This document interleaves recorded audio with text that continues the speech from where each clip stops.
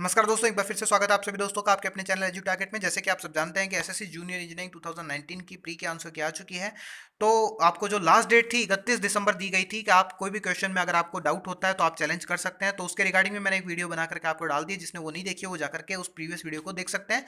Civil engineering की 30 अक्टूबर को जो सेकंड शिफ्ट में पेपर हुआ था, उसकी मैंने चैलेंजिंग की आंसर आपके जो आंसर की जो चैलेंजिंग क्वेश्चंस हैं उसकी मैंने वीडियो बना के डाल रखी है। तो आप ज़्यादा से ज़्यादा उसको उन क्वेश्चंस को चैलेंज जरूर करिएगा। ओके फ्रेंड्स, अगर आपके उनमें से किसी का गलत हो रहा है, उनके सही हो रहे हो तो डेफिनेटली आप उनको चैलेंज करिएगा। ओके, हर एक बंदे का चैलेंज बहुत ज़्यादा इंपॉर्टेंट रखता है। और अब नेक्स्ट जो मैंने ये वीडियो बनाया, ये बनाया मैंने एसएससी जूनियर इंजीनियरिंग 2019 प्री की कट ऑफ क्या एनालिसिस आप मैंने जो एनालिसिस किया है उसके रिगार्डिंग ये वाला वीडियो बनाया। और मैं आपको मान के मैं आपको विश्वास दिलाता हूँ कि 99% ये जो एनालिसिस है ये करेक्ट मैंने किया है। आपकी एक भी नंबर आगे पीछे होने के कोई चांसेस नहीं है फ्रेंड्स, जितने मैंने आपको बता दिए। तो डेफिनेटली आप मान के चलिए, अगर आपको मैंने बोल दिया है कि इस मार्क्स से आपके अगर ज़्यादा है तो आप डेफिनेटली 100% आप श्योर हो जाइए और आप मेंस की तैयारी करने लग जाइए। और अगर आप मेरे कट ऑफ से नीचे हैं तो आपको कोई भी तैयारी की, अभी मैं मान के चलता हूँ मेंस की एक अलग प्रिपरेशन होती है, प्री की एक अलग प्रिपरेशन होती है।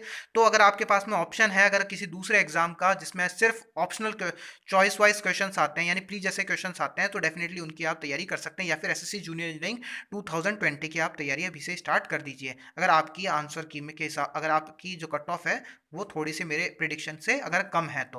ओके, तो इसमें मैंने काफ़ी सारे पॉइंट्स हैं जो कि कंसीडर किए हैं। जैसे कि इस बार जो पेपर आया था वो प्रीवियस ईयर के कंपैरिजन में थोड़ा सा टफ आया था, हल्का सा लेंदी भी था। थोड़ा न्यूमेरिकल पोर्शन जो था वो इस बार ज़्यादा था, और थोड़ा सा जो थ्योरेटिकल पोर्शन था वो भी पिछले साल के कंपैरिजन में थोड़ा सा लेवल वाला था। ओके, ज़्यादा अंतर नहीं था, लेकिन डेफिनेटली पिछले साल के कंपैरिजन में इस बार थोड़ा टफ कह सकते हैं अपन पेपर को। ओके, और थोड़ा लेंदी भी था। अगर मैं बात करता हूं, और नेक्स्ट पॉइंट इसमें मैं बात करता हूं, शिफ्ट 3 शिफ्ट में हुआ था अपना पेपर, जिसमें फर्स्ट शिफ्ट जो हुई थी वो पहला हुआ था, एक दिन में एक फर्स्ट शिफ्ट हुई थी। नेक्स्ट जो शिफ्ट हुई थी वो 30 दिसंबर को हुई थी, सॉरी 30 अक्टूबर को हुई थी फर्स्ट शिफ्ट, जिसको मैंने शिफ्ट सेकंड कंसीडर किया है। नेक्स्ट जो हुई थी 30 अक्टूबर को शिफ्ट सेकंड हुआ था, उसको मैंने शिफ्ट थर्ड मान करके 3 शिफ्ट में अलग अलग आपकी कट ऑफ निकालने की कोशिश करी है।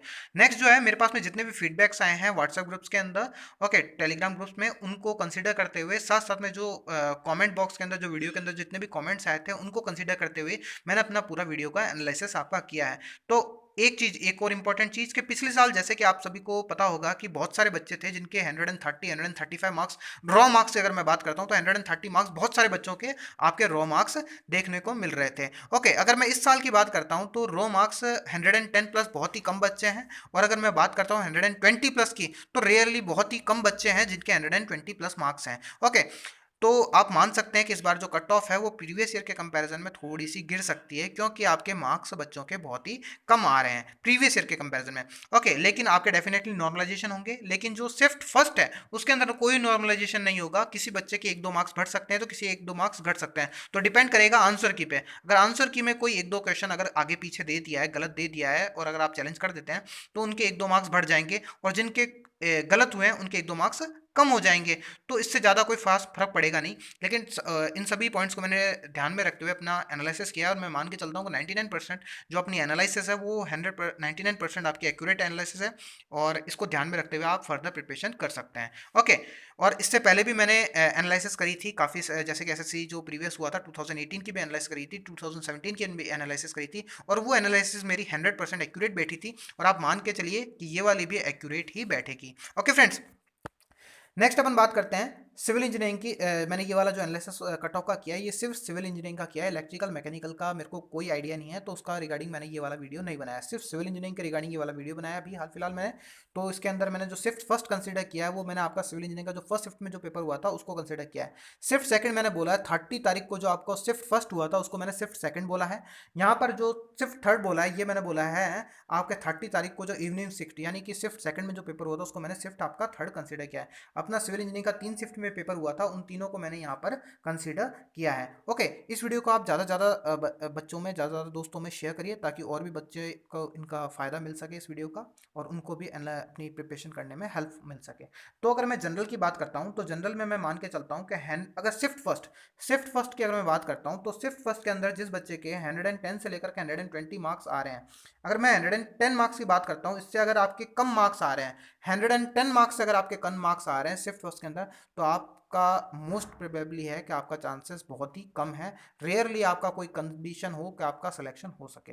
ओके, ऐसा कोई कंडीशन नहीं बनेगी जिससे 110 मार्क्स से आपका सिलेक्शन हो जाए। ओके, तो शिफ्ट फर्स्ट के अंदर अगर आपके 110 मार्क्स से कम है तो आप फर्दर किसी दूसरे एग्जाम की तैयारी कर सकते हैं, जैसे आपके कोई स्टेट लेवल का जेईएन है या फिर कोई दूसरा, या फिर हाँ एसएससी 2020 का जो एग्ज़ाम है वो भी आने वाला ही है, तो उसकी आप अभी से प्रिपरेशन स्टार्ट कर सकते हैं। अगर आपके 120 मार्क्स प्लस मार्क्स हैं अगर शिफ्ट फर्स्ट के अंदर, तो आप 101% श्योर हो जाइए आपका सिलेक्शन हो जाएगा जनरल कैटेगरी में, आप अपने मेंस की तैयारी कर सकते हैं। अगर 110 से लेकर के 120 मार्क्स के अगर आपके बीच के मार्क्स बन रहे हैं तो आप 50-50 कंडीशन में हो, आपका हो भी सकता है और नहीं भी हो सकता है। तो आप अपनी तैयारी को रेगुलर रखिए, चालू रखिए। अगर आपको 1 महीने का और साथ साथ में प्री की भी तैयारी करते जाइए, जो आपका एसएससी का 2020 का एग्जाम हो रहा है उसकी भी साथ साथ में तैयारी करते जाइए, और इसके मेंस की भी तैयारी साथ साथ में करते जाइए, क्योंकि अगर इसमें नहीं होता है तो आप प्री दे सको, क्योंकि ज़्यादा गैप नहीं मिलेगा आपके इसके मेंस और उसके प्री के बीच में। तो आप प्री की भी तैयारी करिए और मेंस की भी तैयारी करिए।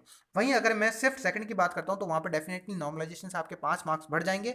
तो जिनके 105, मैं मिनिमम बोल रहा हूँ, कम से कम 5 मार्क्स आपके बढ़ेंगे और ज़्यादा से ज़्यादा आपके 10 मार्क्स बढ़ सकते हैं, लेकिन मैं मिनिमम को सेफर साइड में लेते हुए आपको मैं बात करता हूँ। तो जिनके 105 से कम मार्क्स हैं वो प्रिपरेशन छोड़ सकते हैं मेंस की।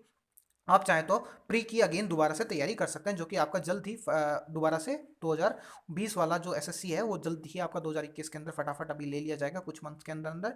और अगर आपके 115 प्लस मार्क्स आ रहे हैं सिर्फ सेकंड के अंदर, तो आप 100% 1% आप श्योर हो जाइए। वहीं अगर सिर्फ सेकंड की बात करता हूँ तो अगर 100 मार्क्स माइनस 100 से कम मार्क्स आ रहे हैं अगर आपके, यहाँ पर डेफिनेटली आपका टफेस्ट शिफ्ट थी शिफ्ट थर्ड, तो यहाँ पर आपके 10 से लेकर के 15 मार्क्स आपके बढ़ने के चांसेस है in compare to shift first. तो 100 से लेकर के अगर 100 से कम मार्क्स हैं तो आप अपनी प्रिपरेशन मेंस की अभी नहीं करें तो ही ज़्यादा बेटर रहेगा, आप प्री के हिसाब से अपनी प्रिपरेशन कर सकते हैं अगेन। ओके, अगर 105 प्लस मार्क्स आ रहे हैं तो आप डेफिनेटली श्योर हो जाइए। अगर मैं ईडब्ल्यूएस की बात करता हूं तो ईडब्ल्यूएस पिछली बार के कंपैरिजन में इस बार थोड़ा सा सीन अलग होगा, क्योंकि पिछली बार ईडब्ल्यूएस के आपके फॉर्म कम फिलअप हुए थे, थोड़ा नॉलेज कम था ईडब्ल्यूएस के रिगार्डिंग। इस बार जो है फॉर्म ज़्यादा फिलअप हुए हैं ईडब्ल्यूएस के, तो ईडब्ल्यूएस और ओबीसी की अप्रॉक्सीमेटली इक्वल कट ऑफ जाएगी, इसीलिए ना हो सकता है 1 मार्क्स किसी की ज़्यादा चली जाए और 1 मार्क्स किसी की कम चली जाए, तो 1-2 मार्क्स का आपका गैप हो सकता है, इससे ज़्यादा आपका गैप नहीं होगा। मैंने इन दोनों की सेम कट ऑफ बताई है इसीलिए, क्योंकि आपकी जो कट ऑफ है वो इक्वल जाएगी ईडब्ल्यूएस हो चाहे ओबीसी हो। तो आपकी जो अगर 108 मार्क्स से अगर कम है सिर्फ फर्स्ट के अंदर तो आप इनसिक्योर हो, आपका नहीं हो सकता। अगर 115 से अबव हो तो आपका 100% श्योर है। अगर आप इसके बीच में रेंज कर रहे हो तो आप दोनों प्री और मेंस दोनों के हिसाब से अपनी प्रिपरेशन को करते रहिए। अगर मैं सिर्फ थर्ड की बात करता हूँ तो 103 से लेकर के 110 मार्क्स के बीच में आपकी कट ऑफ जा सकती है। वहीं अगर सिर्फ थर्ड की बात करता हूँ तो टफेस्ट शिफ्ट थी, तो 98 से लेकर 100 मार्क्स के बीच में अगर आपके मार्क्स हैं तो ईडब्ल्यूएस में कट ऑफ में आप क्लियर हो सकते हो। ओके, ये एक्सपेक्टेड कट ऑफ है।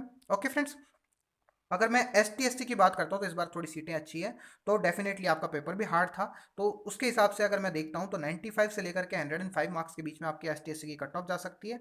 वहीं अगर मैं देखता हूँ कि अगर शिफ्ट सेकंड में कंसीडर करता हूं तो 90 से लेकर के 100 मार्क्स के बीच में आपकी कट ऑफ जा सकती है। वहीं सिर्फ थर्ड की अगर मैं बात करूं तो 85 से लेकर के 95 मार्क्स के बीच में आपकी कट ऑफ जा सकती है। इस बार जो पेपर था वो पिछली बार के कंपैरिजन में टफ था। और आपके कितने नंबर बन रहे हैं वो आप हमारे कमेंट बॉक्स में ज़्यादा से ज़्यादा कमेंट करके अपने मार्क्स को बताइए, ताकि और भी बाकी बच्चों को हेल्प मिल सके अपने एनालिसिस करने में। इसी लिहाज से मैंने ये वीडियो बनाई है। ज़्यादा से ज़्यादा आप अपने मार्क्स को कमेंट करके बताइए आप सिविल से हैं, इलेक्ट्रिकल से हैं, मैकेनिकल से हैं, और कौन से दिन 30 तारीख को आपका फर्स्ट शिफ्ट था, सेकंड शिफ्ट था, या फिर कौन से दिन और कौन सी शिफ्ट में आपका पेपर था, वो डेफिनेटली आप एक बार बताइएगा, ताकि और भी ज़्यादा हमारे को एक्यूरेट एनालिसिस हम कर सकें। ओके फ्रेंड्स, तो आई होप आपको ये वीडियो पसंद आई होगी। ज़्यादा से ज़्यादा इस वीडियो को लाइक कर दीजिएगा, ज़्यादा से ज़्यादा सब्सक्राइब कर दीजिएगा इस चैनल को, और इस वीडियो को ज़्यादा से ज़्यादा अपने सभी दोस्तों के अंदर, सभी व्हाट्सएप ग्रुप्स में ज़्यादा से ज़्यादा शेयर करिए। So thank you for watching this video friends.